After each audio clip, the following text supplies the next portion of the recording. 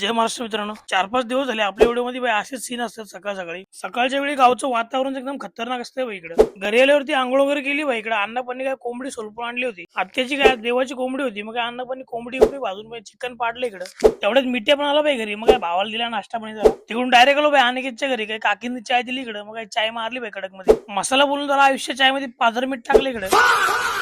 भावाचा चाय खराब करून डायरेक्ट आलो स्टँड वरती. इकडे गावाला पण गॅस सिलेंडरची अशीच बोंब आहे बाई. टाक्या घेऊन फिरायला लागते असं. गॅरेज वरती आलो बाई डायरेक्ट तिकडून. पोपट्याबद्दल बाई ओमकार सोबत जरा मिटिंग केली भावासोबत. मिटिंग करून घरी जायला निघालो. बाजारातनं गाडी टाकली बाई. आज एक वेळ अशी होती बाई बाजारातनं सायकल पण घेऊन जाऊ शकत नव्हतो. आणि आज गाडी जाते बाई बाजारातनं पूर्ण.